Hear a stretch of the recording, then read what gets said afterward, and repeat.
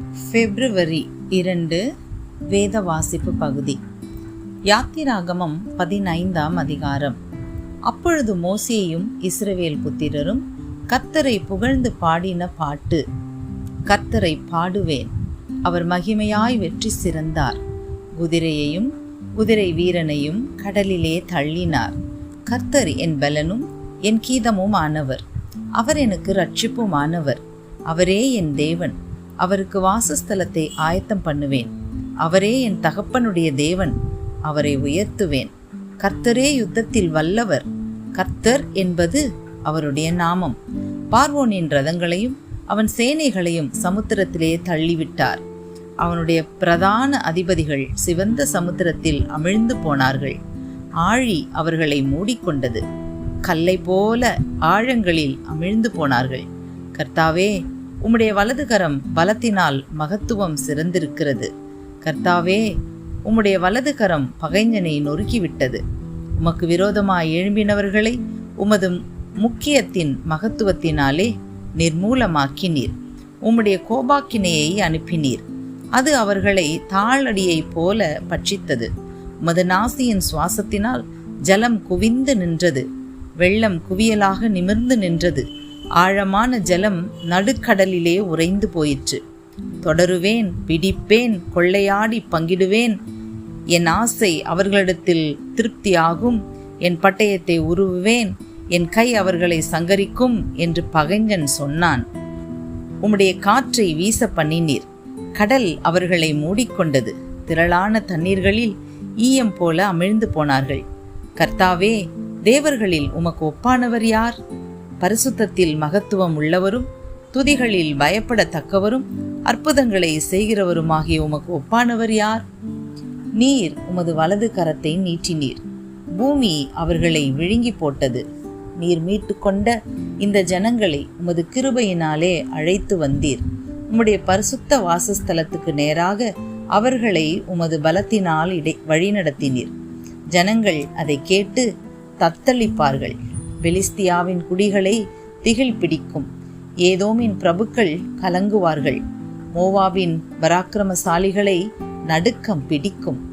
கானானின் குடிகள் யாவரும் கரைந்து போவார்கள். பயமும் திகிலும் அவர்கள் மேல் விழும். கர்த்தாவே, உமது ஜனங்கள் கடந்து போகும் வரையும், நீர் மீட்ட ஜனங்களே கடந்து போகும் வரையும் அவர்கள் உம்முடைய புயத்தின் மகத்துவத்தினால் கல்லை போல அசைவற்றிருப்பார்கள். நீர் அவர்களை கொண்டு போய் கர்த்தராகிய தேவரீர் வாசம் பண்ணுகிறதற்கு நியமித்த ஸ்தானமாகிய உம்முடைய சுதந்திரத்தின் பர்வதத்திலும் ஆண்டவராகிய தேவரீருடைய கரங்கள் ஸ்தாபித்த பரிசுத்த ஸ்தலத்திலும் அவர்களை நாட்டுவீர். கர்த்தர் சதா காலங்களாகிய என்றென்றைக்கும் ராஜரிகம் பண்ணுவார். பார்வோனின் குதிரைகள் அவனுடைய ரதங்களோடும் குதிரை வீரரோடும் சமுத்திரத்தில் பிரவேசித்தது. கர்த்தர் சமுத்திரத்தின் ஜலத்தை அவர்கள் மேல் திரும்ப பண்ணினார். இஸ்ரவேல் புத்திரரோ சமுத்திரத்தின் நடுவே வெட்டாந்தரையிலே நடந்து போனார்கள் என்று பாடினார்கள். ஆரோனின் சகோதரியாகிய மிரியாம் என்னும் தீர்க்கதரிசியானவளும் தன் கையிலே தம்புருவை எடுத்துக்கொண்டாள். சகல ஸ்திரீகளும் தம்புருகளோடும் நடனத்தோடும் அவளுக்கு பின்னே புறப்பட்டு போனார்கள். மிரியாம் அவர்களுக்கு பிரதிவசனமாக, கர்த்தரை பாடுங்கள், அவர் மகிமையாய் வெற்றி சிறந்தார். குதிரையையும் குதிரை வீரனையும் கடலிலே தள்ளினார் என்று பாடினாள். பின்பு மோசே இஸ்ரவேல் ஜனங்களை சிவந்த சமுத்திரத்திலிருந்து பிரயாணப்படுத்தினான். அவர்கள் சூர் வனாந்திரத்துக்கு புறப்பட்டு போய் 3 நாள் வனாந்திரத்தில் தண்ணீர் கிடையாமல் நடந்தார்கள். அவர்கள் மாராவிலே வந்தபோது மாராவின் தண்ணீர் கசப்பாய் இருந்ததினால் அதை குடிக்க அவர்களுக்கு கூடாதிருந்தது. அதனால் அவ்விடத்துக்கு மாரா என்று பெயரிடப்பட்டது. அப்பொழுது ஜனங்கள் மோசேக்கு விரோதமாய் முறுமுறுத்து, என்னத்தை குடிப்போம் என்றார்கள்.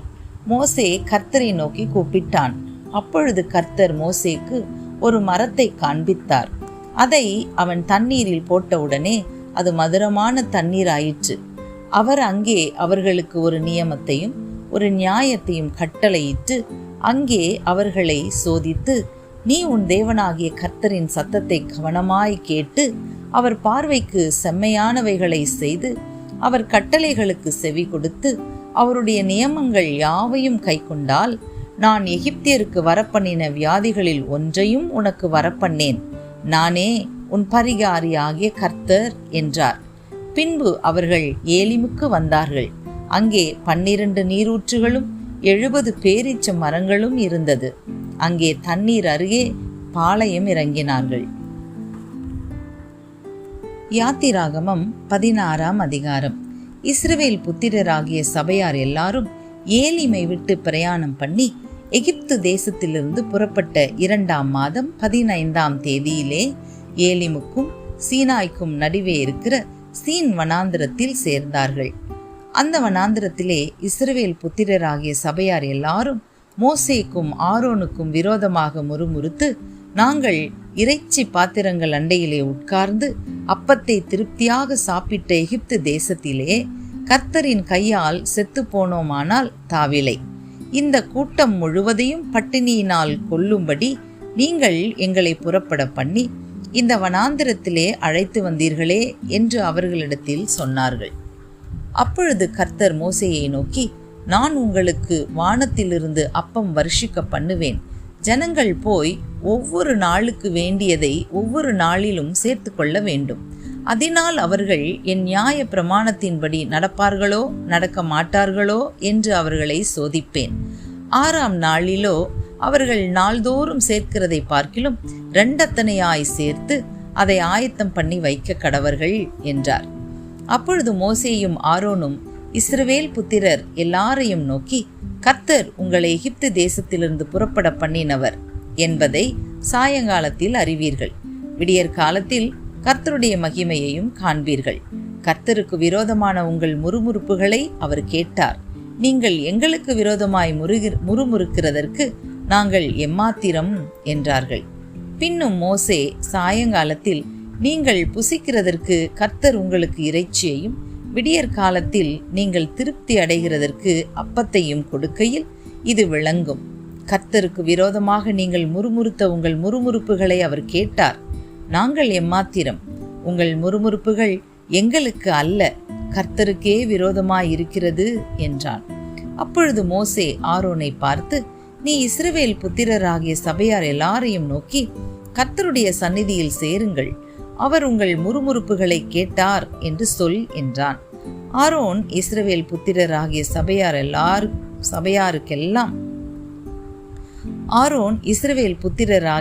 சபையாருக்கெல்லாம் இதை சொல்லுகிற போது அவர்கள் வனாந்திர திசையாக திரும்பி பார்த்தார்கள். அப்பொழுது கர்த்தருடைய மகிமை மேகத்திலே காணப்பட்டது. கர்த்தர் மோசேயை நோக்கி, இஸ்ரவேல் புத்திரரின் முறுமுறுப்புகளை கேட்டிருக்கிறேன். நீ அவர்களோடே பேசி, நீங்கள் சாயங்காலத்தில் இறைச்சியை புசித்து விடியற் காலத்தில் அப்பத்தால் திருப்தியாகி நான் உங்கள் தேவனாகிய கர்த்தர் என்பதை அறிந்து கொள்வீர்கள் என்று சொல் என்றார். சாயங்காலத்தில் காடைகள் வந்து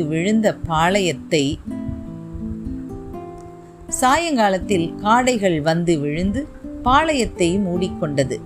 விடியற் காலத்தில் பாளையத்தை சுற்றி பனி பெய்திருந்தது. பெய்திருந்த பனி நீங்கின பின் இதோ வனாந்திரத்தின் மீதெங்கும் உருட்சியான ஒரு சிறிய வஸ்து உறைந்த பனிக்கட்டி பொடியத்தனையாய் தரையின் மேல் கிடந்தது. இஸ்ரவேல் புத்திரர் அதை கண்டு இது என்னது என்று அறியாதிருந்து ஒருவரை ஒருவர் பார்த்து, இது என்ன என்றார்கள். அப்பொழுது மோசே அவர்களை நோக்கி, இது கர்த்தர் உங்களுக்கு புசிக்க கொடுத்த அப்பம். கர்த்தர் கட்டளையிடுகிறது என்னவென்றால், அவரவர் புசிக்கும் அளவுக்கு தக்கதாக அதில் எடுத்து சேர்க்க கடவீர்கள். உங்களில் உள்ள ஆத்துமாக்களின் இலக்கத்தின்படி அவனவன் தன் கூடாரத்தில் இருக்கிறவர்களுக்காக தலைக்கு 1 ஓமர் அளவு எடுத்துக்கொள்ள கடவன் என்றார். இஸ்ரவேல் புத்திரர் அப்படியே செய்து சிலர் மிகுதியாயும் சிலர் கொஞ்சமாயும் சேர்த்தார்கள். பின்பு அதை ஓமரால் அளந்தார்கள். மிகுதியாய் சேர்த்தவனுக்கு மீதியானதும் இல்லை, கொஞ்சமாய் சேர்த்தவனுக்கு குறைவானதும் இல்லை. அவரவர் தாங்கள் புசிக்கும் அளவுக்கு தக்கதாக சேர்த்தார்கள். மோசே அவர்களை நோக்கி, ஒருவனும் விடியற்காலம் மட்டும் அதில் ஒன்றும் வைக்கக்கூடாது என்று அவர்களுக்கு சொல்லியும் மோசேயின் சொல் கேளாமல் சிலர் அதில் விடியற்காலம் மட்டும் கொஞ்சம் மீதியாய் வைத்தார்கள். அது பூச்சி பிடித்து நாற்றம் எடுத்தது. அவர்கள் மேல் மோசே கோபம் கொண்டான்.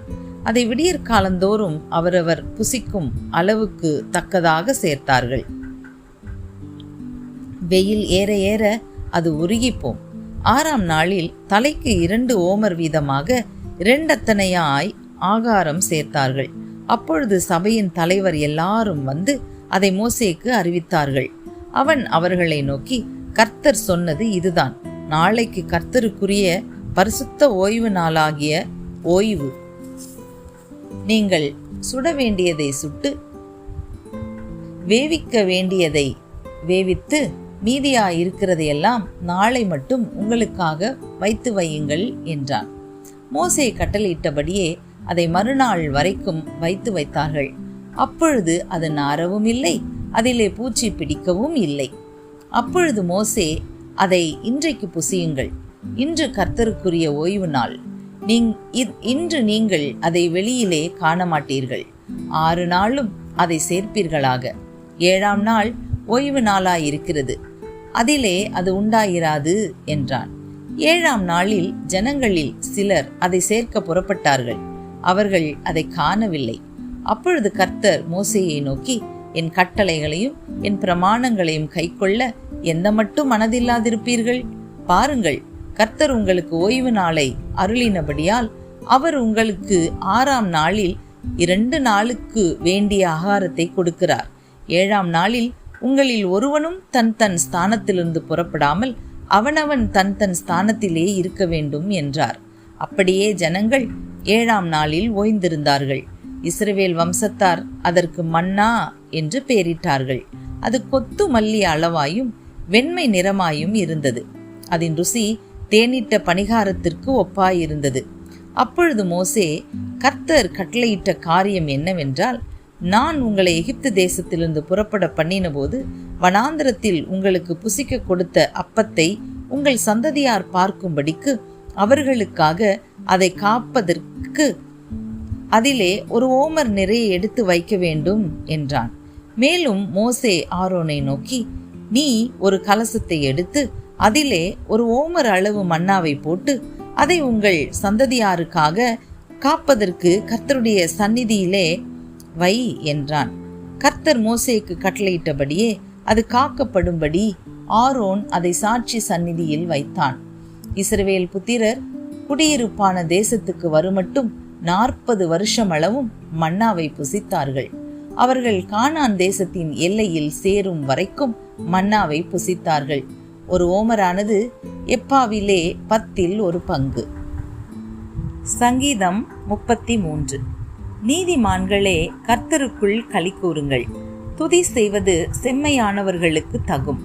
சுரமண்டலத்தினால் கர்த்தரை துதித்து 10 நரம்பு வீணையினாலும் அவரை கீர்த்தனம் பண்ணுங்கள். அவருக்கு புது பாட்டை பாடுங்கள். ஆனந்த சத்தத்தோடே வாத்தியங்களை நேர்த்தியாய் வாசியுங்கள். கர்த்தருடைய வார்த்தை உத்தமமும் அவருடைய செய்கையெல்லாம் சத்தியமுமாயிருக்கிறது. அவர் நீதியிலும் நியாயத்திலும் பிரியப்படுகிறார். பூமி கர்த்தருடைய காருண்யத்தினால் நிறைந்திருக்கிறது.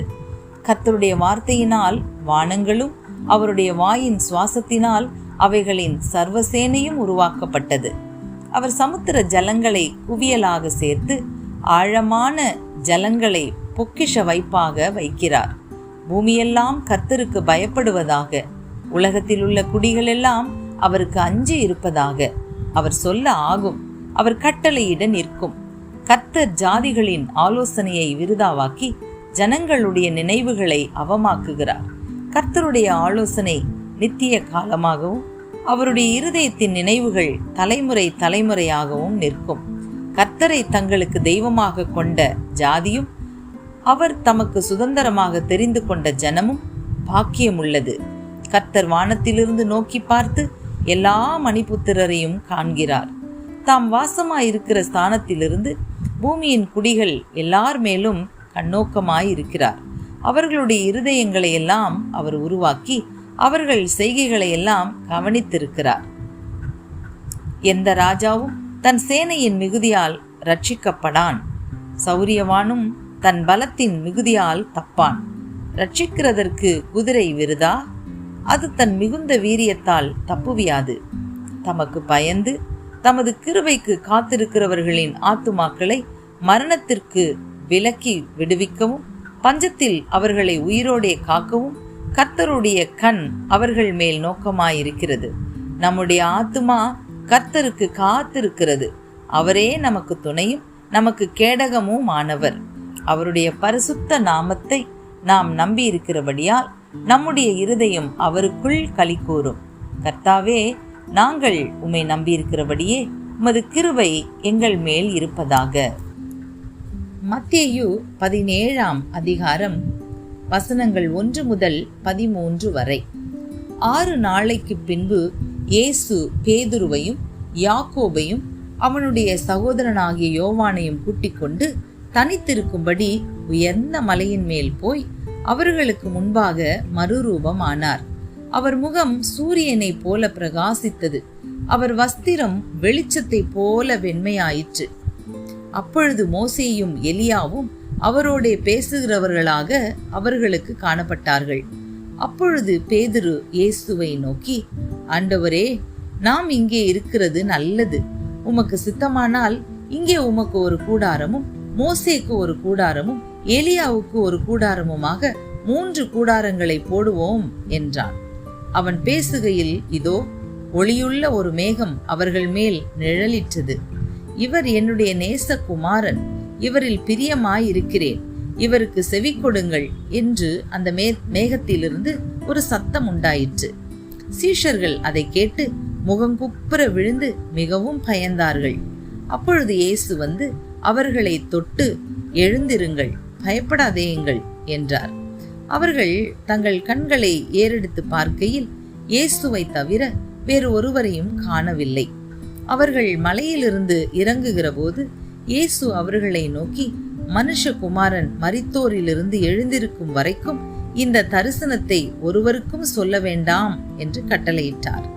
அப்பொழுது அவருடைய சீஷர்கள் அவரை நோக்கி, அப்படியானால் எலியா முந்தி வரவேண்டும் என்று வேதபாரகர் சொல்லுகிறார்களே, அது எப்படி என்று கேட்டார்கள்.